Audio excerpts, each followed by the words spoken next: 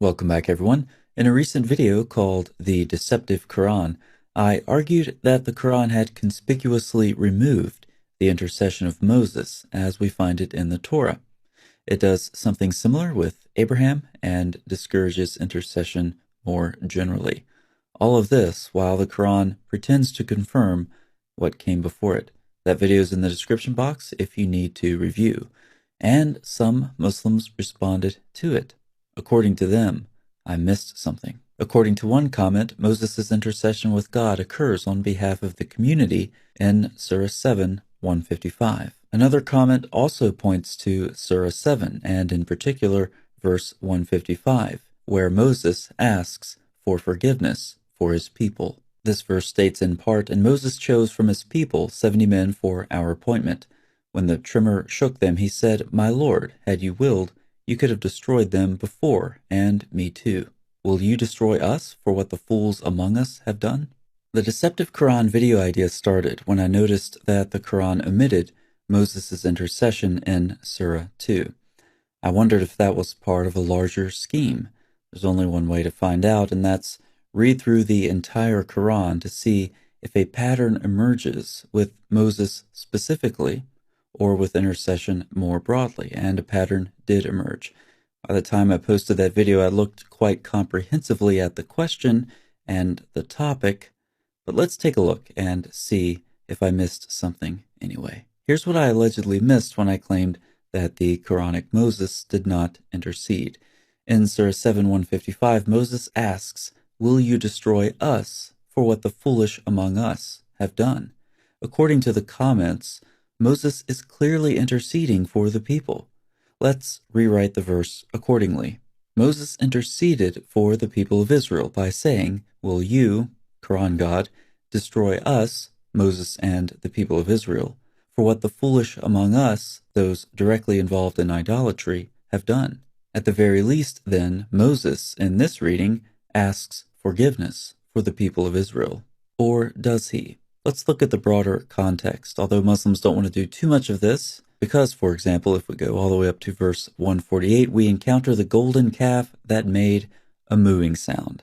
This is both humorous to imagine and more evidence of the influence of Jewish mysticism on the Quran, as I've discussed in a previous video.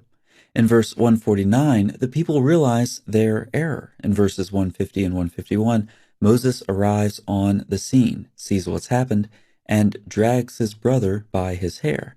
Apparently realizing his life is on the line too, he asks for them to be forgiven.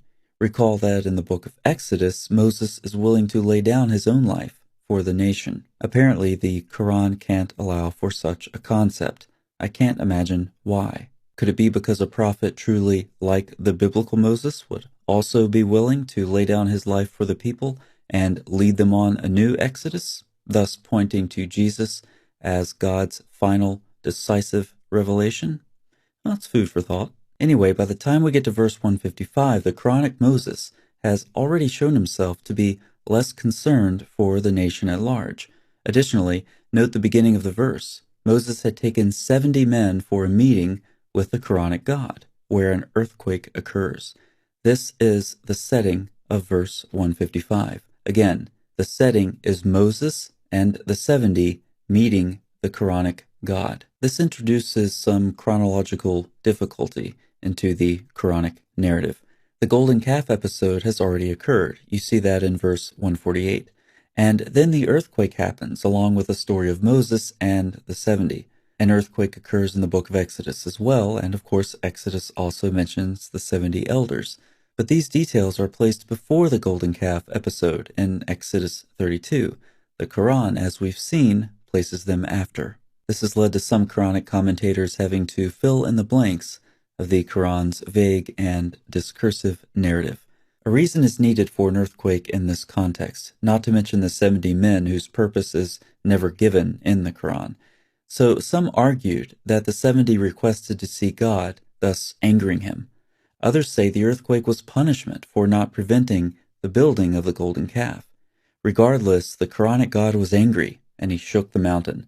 Moses interjects, "My Lord, if you had pleased, you could have destroyed them before, and me." Why did Moses interject in this way? Well, Al-Razi gives such a self-serving reason that it's simply hilarious, and I had to share it with you in this video.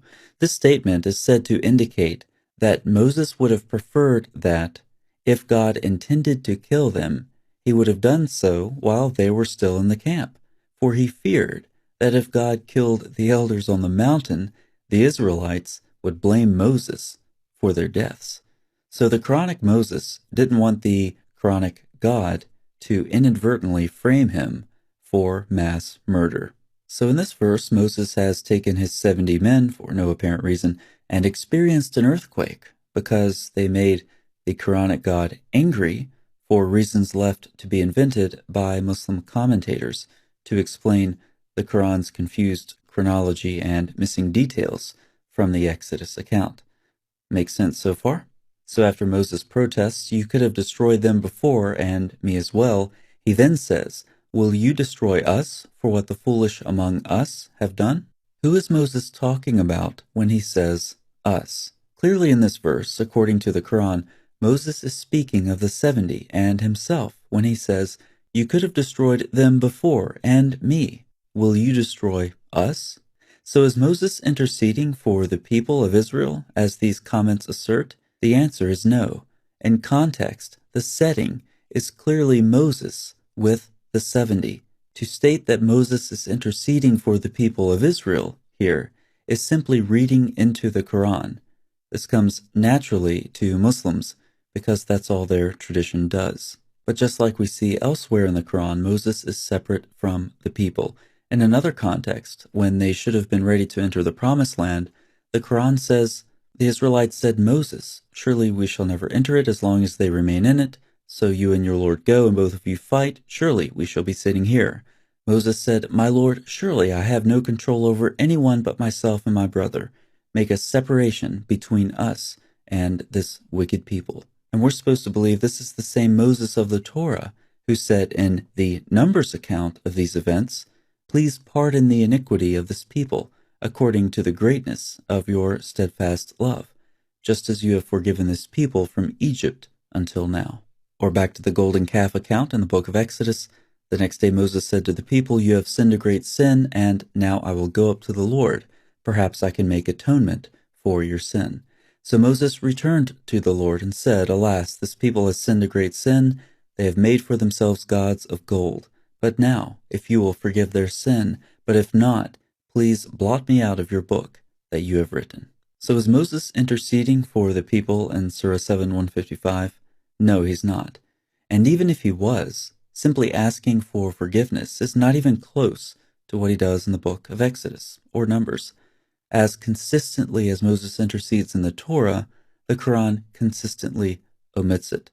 But as we've discussed before, intercession is a crucial function of a biblical prophet, and that function is grounded in the personal nature of the God of the Bible, who draws his people into himself, into a deeply personal relationship. The Quran's God is different, and so the Quranic Moses is retrofitted accordingly. And all this while the Quran claims to be affirming the Torah that came before it. If you believe that, the Quran has deceived you. And while a couple of careless comments aren't worth making a video about, the Quran's deception deserves another video, and another video, and another one after that. Thanks so much for watching. I'll see you next time.